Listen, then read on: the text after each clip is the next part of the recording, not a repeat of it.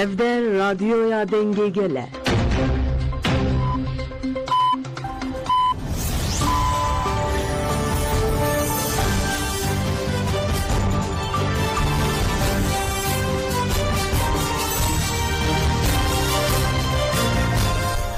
کاتتان باش بیسەرانی هێژە لە ناوەندی هەواڵەکانی رادیۆ دەنگی گەل بە یارمەتیاوکارانم گەشتی هەواڵەکانی ئەم کاتژمێرەتان پێشکەش دەکەین.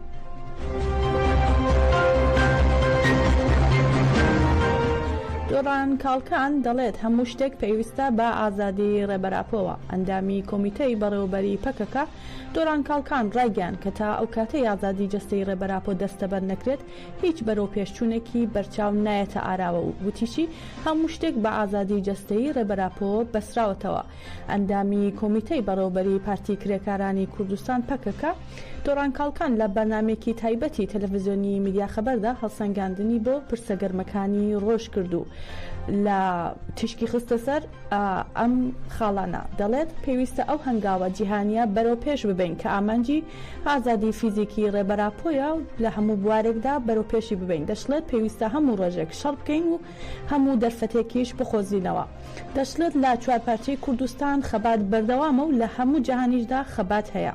کاڵکان دیداری ڕێبەراپۆی دوای 43 مانگ لەگەڵ عومەر و جەلان هەڵسەنگاند و وتی گۆڕانکاریەکی بنەڕەتی نییە بەڵام گۆڕانکاریەکی ڕێژەیی لە ئارادایە. بێگومان لە بارودۆخی تەندروستی ڕێبەراپۆ ئاگادار کراینەوە و سڵاوی ڕێبەراپۆمان پێگەیشت و هەروەها کاڵکان دەشڵێت وەرگرتنی سڵاوی ڕێبەراپۆ و بیستنی دەنگی و ئاگادارکردنەوەی لە تەندروستی کاریگەری لەسەر دۆخەکە بووە.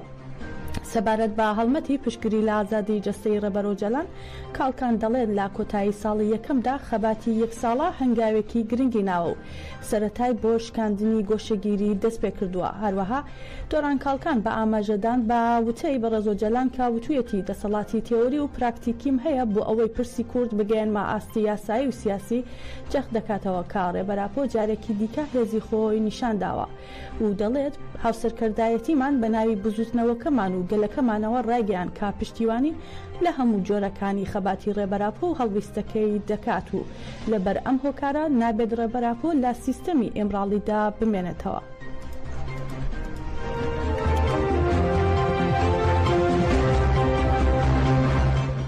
دەربارەی پرسی ئاشتی دۆڕان کاڵکان لە بەشێکی تری قسەکانی دەڵێت لایەنی کوردی یەکە و لایەنی کوردی کراوەیە بۆ هەموو جۆرە چارەسەریەکی سیاسی و دموکراسی و دانوستاندن و گفتوگۆکان. بەڵام لەلایەکی ترەوە دەوڵەت و حکوومەتی یەک نییە و دەوڵەت و دەسەڵات با ڕەگەزپەرستترین پارت واتە مەهەپەیە. ڕێبەراپۆ وەڵامی دایەوە وتی من ئامادەم و دەسەڵاتم هەیە لە چوارچێوەی یاساییدا کێشەکە چارەسەر بکەم. ئێستا هەنگاوی دووەم بۆ دەوڵەت و دەسەڵاتە و دەبێت هەنگاوێکی کۆنکرێتی بنێن. لە ڕاستیدا ئەگەر خوازراو بێت ڕێبەراپۆ بەرەو ڕۆڵی خۆی هەڵبسێت ئەگەر شەڕێکی تایبەت بەکار نەهێنن هەلو مەرجی گونجاو دەتوانێت بێتە ئاراوە. کاڵکان باسی لەوەش کرد ڕێبەراپۆ دەبێت بتوانێت چاوی بە هەمووان بکەوێت و هەمووان دەیانەوێت بیبینن. جارێکی تریش بینراکە تاکە کەس کە بتوانێت چارەسەرێکی سیاسی دیموکراسی بۆ کێشەی کورد بەدەست بهێنێت و ئاشتی لە تورکیا مسوگر بکات ڕێبەر ئاپۆیە. هەروەها کاڵکان جەختی کردەوە ئەمە ڕاستی لای کووردە بەڵام وەک ڕێبەراپۆ وتی گۆشەگیری تا ئێستا بەردەوامە و گۆشەگیری سیستەمێکی ئەشکەنجە و قڕکردنە و 26 ساڵە کە لە ئێمراڵی بەردەوامە. ئەگەر دەیانەوێت گۆڕانکاریەک بکرێت چارەسەریەک بکرێت ئەوە هەموو شتێک پێویستە بە ئازادی جەستەیی ڕێبەراپۆوە.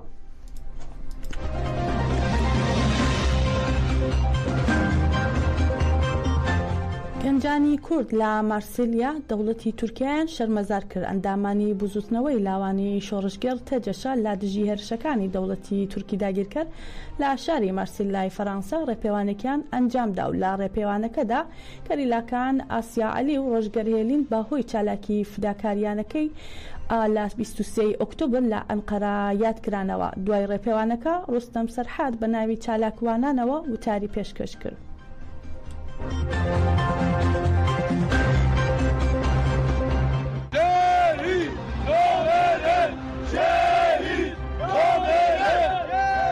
هەواڵۆ گوندزانن دەمێکی نێزدە دو هەواڵێ me bi çalakekî fedayî di dilê Enqereyê di dilê ay senayiyê de di dilê dijmin de gogotek û kes nikare bikevî de du hevalê me şehîd Rojger, şehîd Asya, بچالکی که جنب بخشانه ددلی دشمن ده چالکی فدایی کرد یک من دزانم دمی که دشمن گفت که پیکه که دبکور ده تنه بویه و خواستن ما بگف و دولابم بخوابینن هر دافعالی ما بسک نخونه که به تکوشی نخواه بچالکی خونه که جادی جی دولت رو دیار کرد جی دشمن رو دیار کرد که ها کو یک پیکه که لیدایی بمینه همه هم دبکور ده هم دولت همه هم همه دشمن تنه بکن فر کنی کار لنبری گریلا این فدای شر بکه ایشی سیویل که ایشی گل می و جواده که به مناسبت انجار دیم دیجی کو لکوشا پارچ کردستان به وقت جوان ناپوی عمل برکو بدن لنبر ایشی دشمن عمل برکو بدن همه سری را کن همه لنگو دشمن لتجید نفس دایی بگیره وقت شهی تاسیا گوتی جه کی گو دشمن دایی تدا به همه بین آیده بخنه کنن همه نفس آیده تنه بکن و همه ببینن که برف شرکت نوهره شهید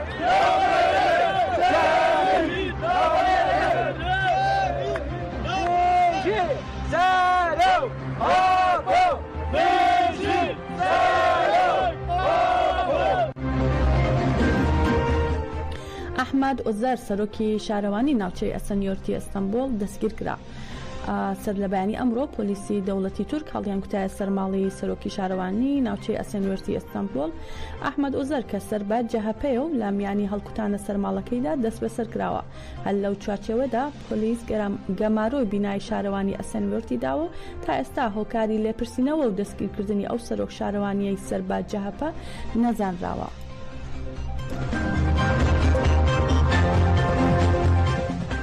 جەنگاوەرانی ئازادی کوردستان ماک ڕایانگەیان لە ناوچەی گەڤەری جۆلەمێرگ حەشارگەیەکی وێنەگری و لە ناوچەی فارەقینی ئامەدیش بارهەڵگرێکی فاشیستیان لە ناو بردووە. لە ڕاگەیاندراوەکەی جەنگاوەرانی ئازادی کوردستان ماک لەسەر چالاکیەکانی گەڤەر و فارەقین ئاماژە بەم خاڵانە کراوە. جەنگاوەرانمان 27 تشری یەکەم لە دەوروبەری گوندی پاڵای ناوچەی گەڤەر لە شوێنێک لە نزیک قەرقۆڵی داگیرکەران لە دژی حەشارگەیەکی وێنەکێشان چالاکیان ئەنجامدا و لە ئەنجامدا ئامێرەکە لە ناوبرا. ئەو تەکنۆلۆژیایە کە لە دژی گەریلاکانی ئازادی بەکاردەهێنرێت دەکرێتە ئامانجی ئێمە. هەروەها جەنگاوەرانمان 28 تشری یەکەم لە ناوچەی فارەقینی ئامەد لە بەرامبەر باڵهەرگرێکی فاشیستەکان چالاکی ساپۆتاژیان ئەنجامدا و لە ئەنجامدا بارهەڵگرەکە بە بارەکەیەوە لە ناو براوە.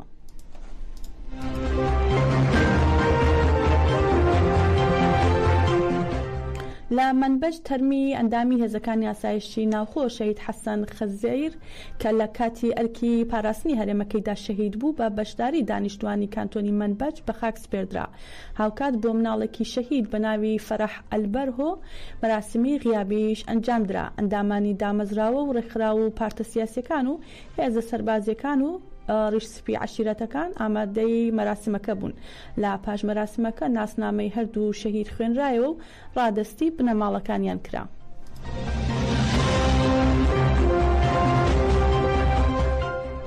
یەکەمین فستیواڵی شانۆی ژنان لە ئاماد بەڕێوە دەچێت. یەکەمین فستیواڵی شانۆی ژنان لە ئاماد با دروشمی بەرەو ڕۆژ با بەشداری دەیان ئەکتەری ژن بەڕێوە دەچێت.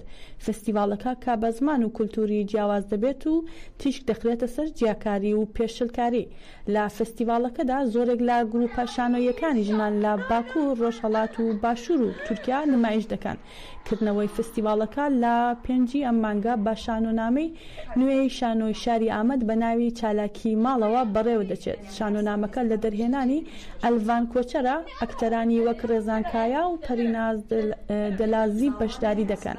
ئەلڤان کۆچەر دەرهێنەر و ئەکتەری شانۆی شارەوانی میترۆپۆلیتانی ئامەد سەبارەت بە فستیواڵەکە بەم جۆرە دەدوێت. نهمین داویدە من نهمین چێکر بساڵانە مەخواست ئاژنا ژیان بکن لێوەکی خودی مالە لیستکێک مەیژن تنەبوو. یعنی کۆمن ئالتەرناتیف gelek heye li her derê heye lê ji ber ku wekî xwediyê mal li lîstikê me tune bû me her tim تعلق دکر بنده لیستیک و لکولینا من سر لیستیک هبو اوجی خیالی که مهبو بو یعنی وکی کمام شانوی لیستیکا جنا مچینه گیری اوجی جارایی که من چه دکن دما بدست پروبای لیستیک کرش خواه ایدی مگو تمام امکارن فستیوال جی چه بکن من پلانسازیا فستیوال جی چه که و لیستیکا مجی پرمیرا خواه روژا بکن و فستیوالی ده بکن برای پنجو دهی مجداره ده پنج مهی دست بید که دهی مهی داوی ده بر شش رو جوی بدومن به تمامی لیست کلمه نه حب لیست که نه کم تبلی ببین جلوشلات دو کمته جسینه و ساقزه یک سینه یک ساقز لکرب که باشور کمکته و لستانبول کمکته لإزمیر کمکته لآنقره کمکته به تمامی نه حب لیست کلمه هیه و تایبتی کارون بیاج بیجم روشلات ده کمکی دما بهیست یعنی فستیوال آمدکاری فستیوال دیگه برای ملکولین دیگه لیستکاجنال کدره وتەبێژی کۆمسیۆنی باڵای سربەخۆی هەڵبژاردنەکانی عێراق ڕایگەیاند دوای پەسەندکردنی ئەنجامەکانی هەڵبژاردن لە ماوەی 10 ڕۆژدا یەکەمین کۆبوونەوەی خولەی شەشەمی پەرلەمانی هەرێمی کوردستان بەڕێوە دەچێت. جومانە غەلاوی وتەبێژی کۆمسیۆنی باڵای سربەخۆی هەڵبژاردنەکانی عێراق سەبارەت با یەکەم کۆبوونەوەی خولەی شەشەمی پەرلەمانی هەرێم ڕایگەیاند با پێی یاسای ژمارە 1 ساڵی 1992 لە دوای کۆتایی هاتنی قۆناغی تانەکان و یەکلاکردنەوەی ئەنجامەکان ئەنجومەنی کۆمیساران ئەنجامی هەڵبژاردنەکان پەسەند دەکات و لێرەوە کارێی پەرلەمان دەست پێ دەکات. هەروەها غەلاوی باسی لەوەش کرد پەرلەمانی هەرێم یەکەم دانیشتنی خۆی لەسەر بانکهێشتی سەرۆکی هەرێم ئەنجام دەدات لە ماوەی 10 ڕۆژدا و لە ڕێکەوتی پەسەندکردنی ئەنجامی کۆتایی هەڵبژاردن دەشڵێت ئەگەر بانکهێشتنامە ئاڕاستی پەرلەمانتاران نەکرا ئەوە پەرلەمان بە شێوەیەکی ئاسایی لە کاتژمێر 12 نیوەڕۆی ڕۆژی دوای ماوەی ئاماژە پێدرا و کۆ دەبێتەوە.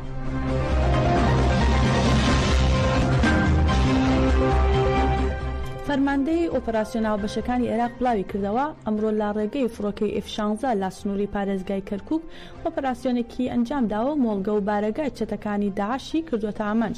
دواتر هێزی پیادە چوونەتە شوێنی ڕووداوەکە و 8 تەرمی داعشیان دۆزیوەتەوە.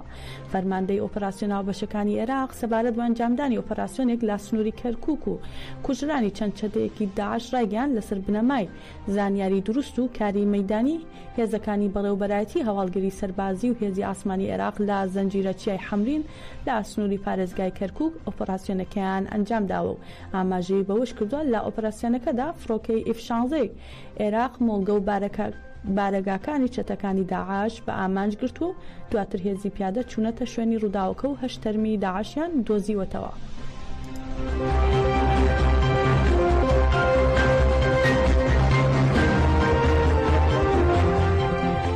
پەرلەمانی ئێران دەست لە کارکێشانەوەی عەبدولکەریم حوسێنزادە پەرلەمانتاری نەغەدە و شنۆی پەسەند کرد و ئیدی حوسێنزادە وەک جێگیری سەرۆک کۆمار بۆ پەرەپێدانی ناوچە پەراوێزخراوەکان دەست بەکار دەبێت. لە کۆبوونەوەی پەرلەمانی ئێراندا دوای دەست لە کارکێشانەوەی عەبدولکەریم حوسێنزادە و دەنگدان لە کۆی 230 پەرلەمانتاری ئامادەی کۆبوونەوەکە 156 یان با بەڵێ 69 با نەخێر و 5 کەسیش با بێلایەن دەنگیاندا. پەرلەمانی ئێران داوای دەست لە کارکێشانەوەی حوسێنزادەی ڕەت کردەوە و بەڵام سەرۆک کۆماری ئێران پێداگیری لەسەر دەستنیشانکردنی حوسێنزادە وەک جێگیری خۆی کرد. ئاجێ ئاماژەیە حوسێنزادە ساڵی 1980 لە شاری نەغەدەی ڕۆژهەڵاتی کوردستان لەدایک بوو و کۆلیژی ئەندازیاری تەواو کردووە و لە 2012 تاکو 2020 بۆ ماوەی 2 خول پەرلەمانتاری بازنەی نەغەدە و شنۆ بوو. هەروەها ساڵی 2024 بۆ جاری سێیان وەک پەرلەمانتاری ئەو بازنەیە دەنگی بەدەستهێنایەوە. بەڕێزان هەواڵەکانمان پێشکەشکردن بمێنن لە خێر و خۆشیدا.